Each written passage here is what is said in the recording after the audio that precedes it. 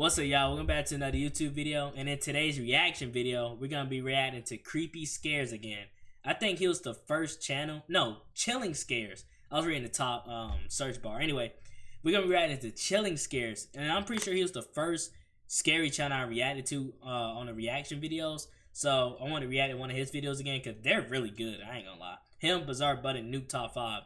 I think Nuke Top 5 is going to be next. But his videos are a little longer. That's why I kind of avoid his. But I don't really care how long the video is, but we're going to be reacting to people who recorded their last moments. And let me know down below what y'all want me to react to next. I'm sorry if I'm stuttering. I'm trying to talk fast because I did this like 4 or 5 times. But yeah, let's get into the video. Also, new webcam came in. Hope y'all like it. I got to fix the settings on it a little bit to make it look more crisp and better. But once I move my setup into my room, everything should look better. And also the green screen is coming around the 16th to the 26th. So it's coming a while before we get that. Anyway, let's get into the video. Ivan Lester McGuire was a 35-year-old skydiving expert who lived in the small town of Franklinton, North Carolina. He worked as a skydiving cameraman at the now-defunct Franklin County Sports Parachute Center, where his job was to capture photos and videos of clients who wanted their skydive jumps recorded. I think I heard of this one. He'd been doing this every day for years, and April 2nd, 1988 was no different. Unfortunately, what began as just another routine workday would end in a sudden, irreversible tragedy. The day began smoothly, with Ivan successfully completing 2 dives by late afternoon. But it was an unusually busy Saturday, and before the sun could set, he was called in for a 3rd jump. He was already exhausted by this point, but didn't want fatigue to get in the way of his job, so he agreed to the dive. The plane took off from the runway located right next to the sports center, and within just 15 minutes, it was soaring 10,500 feet in the air. After reaching this desired altitude, Ivan jumped first, making sure to keep his helmet-mounted camera pointed towards the client and their accompanying skydiving instructor. What you're looking at right now is a part of the footage that he captured. A few seconds after the jump, the other instructor opened his parachute, which was Ivan's cue to open his own. But when he reached for his ripcord, it wasn't there. Panic set in as he frantically disregarded getting a good shot and searched his body for the ripcord, hoping it was just stuck somewhere. And that's when he made the horrifying discovery. He wasn't wearing a parachute at all. And since the other instructor had already opened his parachute, he couldn't help Ivan in any way either. After realizing his situation, the only words that came out of Ivan's mouth were, "Oh my God, no." The footage then became blurry as Ivan sped up to 150 miles per hour, or over 240 kilometers per hour. He crash-landed in a wooded area near the runway and likely passed away the instant he hit the ground. When rescue workers found his body... Wait, I swear in science we found out, like, I don't know if I'm correct on this, but I thought if you travel at that speed, like free fall wise, you'll just black out. So you won't even know that you're falling no more. I swear that's what happens. Or am I tripping? I don't know. Maybe I need to pay attention and to the VHS tape he was recording on were broken into multiple pieces. Fortunately, investigators were able to splice together enough working sections to get a good picture of what happened before he jumped. They were able to rule out both foul play and the possibility that Ivan had intentionally chosen not to wear a parachute. But if that's the case, how could a seasoned expert with over 800 successful skydives under his belt simply forget to put on his parachute? Unfortunately, none of the evidence the investigators were able to gather answered this question. But given his circumstances, a few popular theories have emerged that offer possible explanations for what might have gone wrong. The first of which is that this incident was the result of nothing more than ill-fated complacency. As I mentioned earlier, Ivan had already completed 2 jumps that day and was exhausted before getting on the plane for the 3rd time. Maybe he assumed he was completely geared up, when in reality he was missing the most crucial piece of equipment. However, if he wasn't wearing anything on his shoulders, someone around him would have almost certainly noticed before the jump. Which brings us to the second and more likely possibility. The incident happened because of his camera equipment. You see, unlike today where a tiny action cam is all it takes to film a skydive, back in the 1980s, recording that footage required bulky camera gear that... Golly, yo, imagine how much that weighs on your head. You falling down at 124 miles per hour, and that heavy thing is weighting in your head. Yeah, I couldn't do that, bro. I could never do that. I'm glad they went to the GoPros, because that would have been tough, bro. I ain't gonna lie. Had to be worn in a backpack. There's a chance Ivan and the others around him mistook this camera bag for the parachute and didn't realize the truth until it was too late. That said, while Ivan wasn't fortunate enough to survive, the footage of his accident stands as a sobering reminder for skydivers to always double, even triple check their gear. Don't they use his video as like an instruction thing now? Or am I tripping? I think I heard of that. Yeah, because I heard the story before. And I think the person said that they use his video as like an instruction thing now. But RIP Ivan, man. Did this just Introducing the second generation Blink video doorbell, designed to give you I need to get complete peace of YouTube mind Premium, no y'all. matter- My fault. On the We're gonna get it 15th for of the live January streams, 2023, Yeti Airlines Flight 691 took off from Kathmandu's Triphuvan International Airport at around 10:30 a.m. It was a domestic flight headed for the Pokhara International Airport, located roughly 124 miles or 200 kilometers west of the takeoff location. Things started off just as everyone hoped, with the plane taking off, climbing, cruising, and even descending without any issues. And as it was about to land at the Pokhara airport, one of the passengers started live streaming on Alright, Facebook. y'all, let me fix this. Alright, we back, y'all. My fault. That's one of the main reasons to why I'm getting a new green screen, because this junk is undependable, man. From within the cabin. Can't depend on this thing. This passenger was a 25-year-old Indian man named Sanu Jaiswal. He was an adventurous young man who loved nothing more than exploring new places with his friends and experiencing their beauty firsthand. This time he had traveled to Nepal as a tourist with 3 of his close friends, and after enjoying Kathmandu to its fullest, the 4 of them were headed to Pokhara to experience paragliding. He was excited for the upcoming adventure and wanted to share this moment with his entire social circle, which is why he started streaming. What none of his viewers knew, however, was that this was going to be the last time they would see Sanu alive. Because just a minute after he started streaming, the situation took a terrifying turn as the camera became disoriented and the laughter turned to screaming.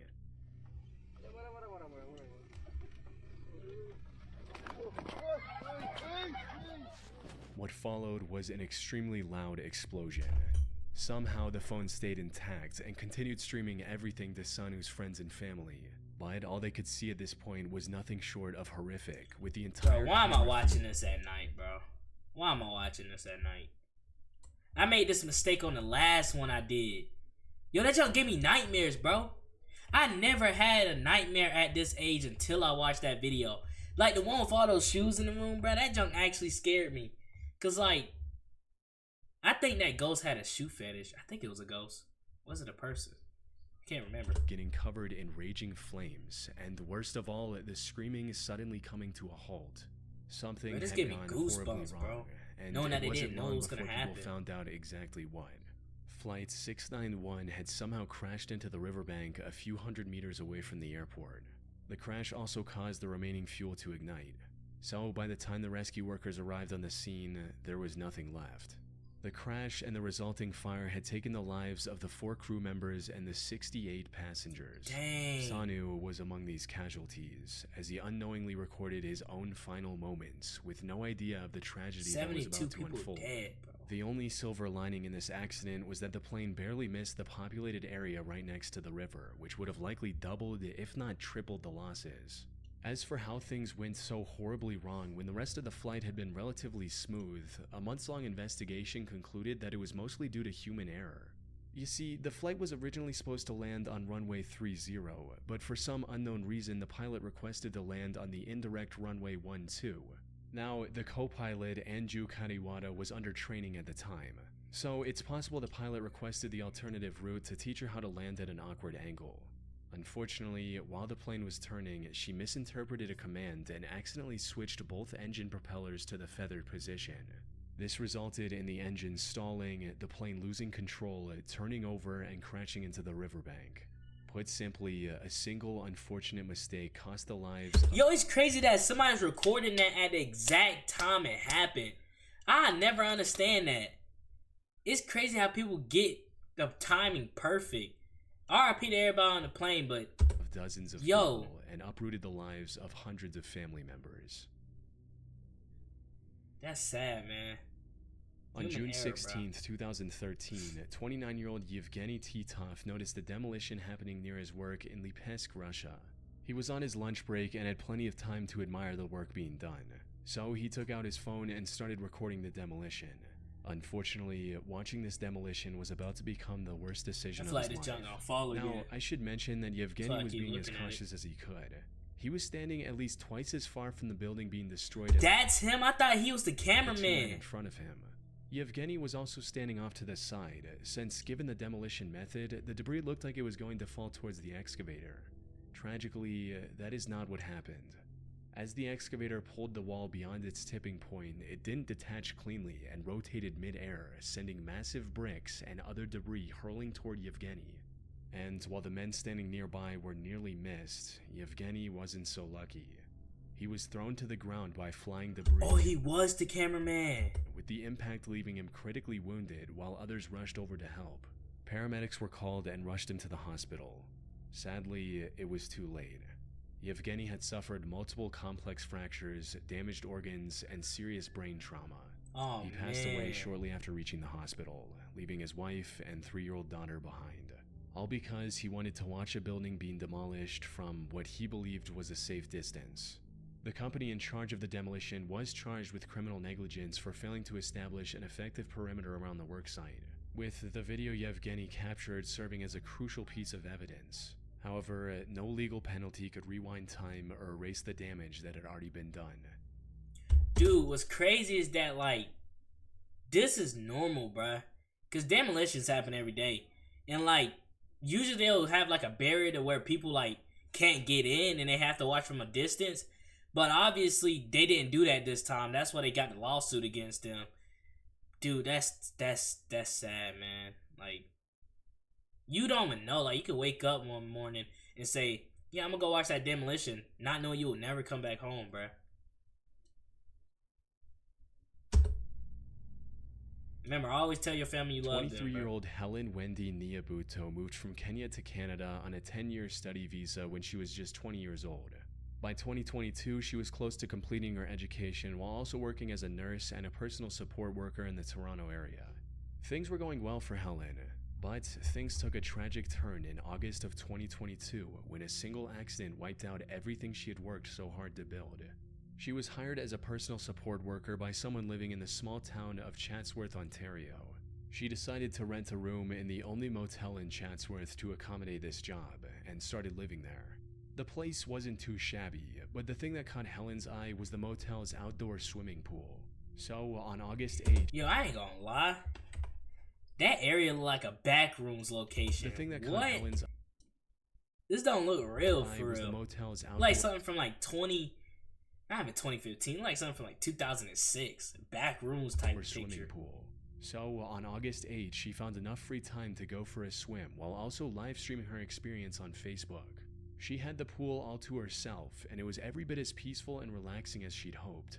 However, just as she was starting to enjoy swimming, disaster struck. About 10 minutes after getting into the pool, she decided to swim toward the deep end. Oh, Unfortunately, just seconds after entering the deep end, she lost control and began drowning. She desperately called for help with the little air she had left. Tragically, there was no one to hear her. After struggling in the water for nearly a minute, Helen lost the fight and passed away just outside the range of her phone's camera, which continued streaming everything live on Facebook. Her last words stating, "Let me enjoy some water," took on a much darker meaning as her live viewers waited for someone to notice Helen. However, she remained unnoticed for nearly 3 hours. Wait, so no service workers came out during that 3 hours? No person called the cops during that no person sent the cops that video during the 3 hours? I feel like they kind of, like, I feel like she probably told her live stream what the motel name was. Well, probably she didn't. She probably didn't.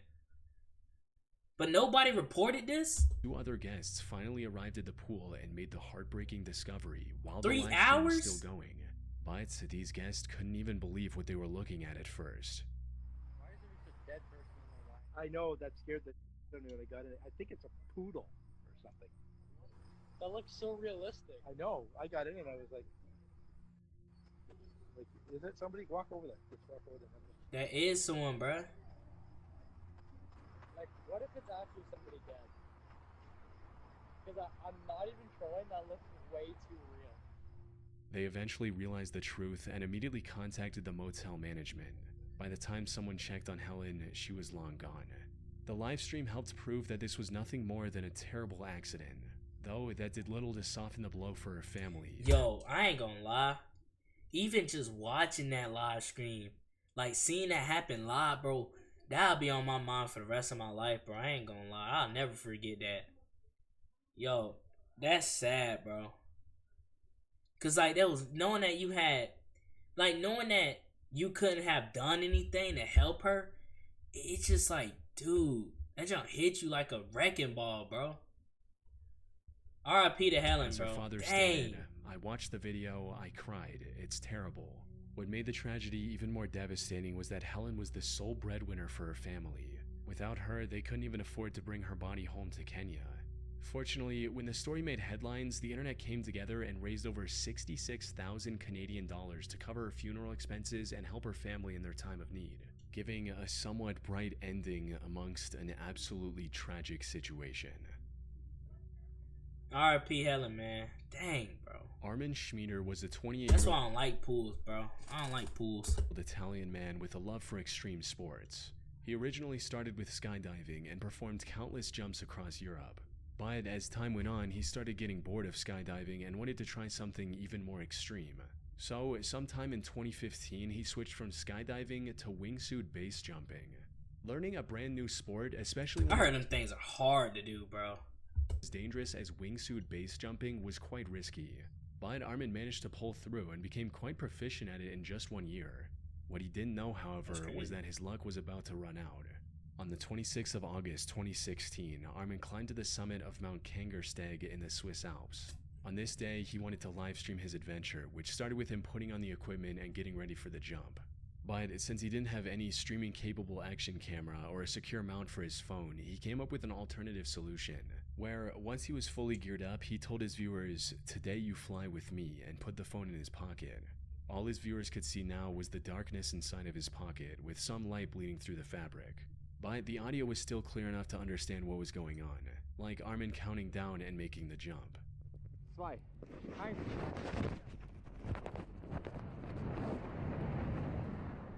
Things seemed to be going as expected. However, about 20 seconds after he made the jump, his phone captured the sounds of Armin screaming, crashing into the mountainside, and rapidly rolling down the steep terrain. Ooh. Oh my god.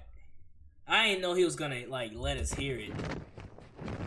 Ah.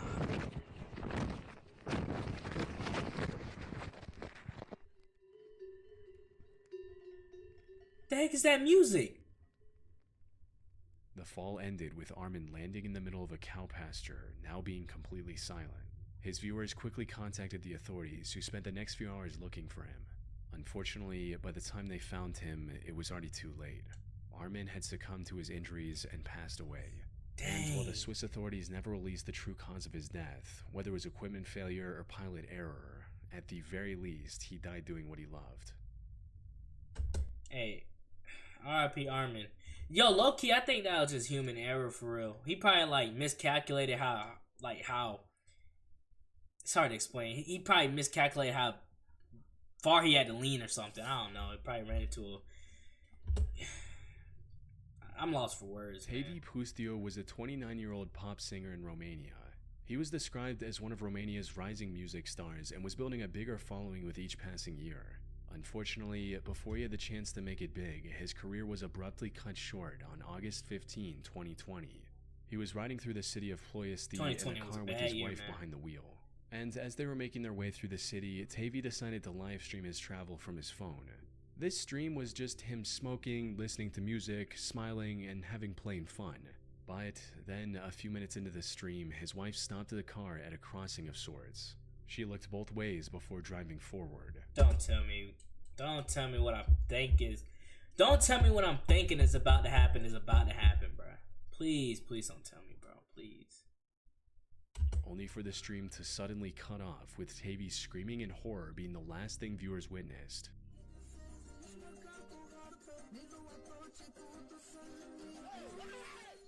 As it turned out, the two were crossing a railway line, and while his wife did look both ways, she somehow missed the train barreling towards them.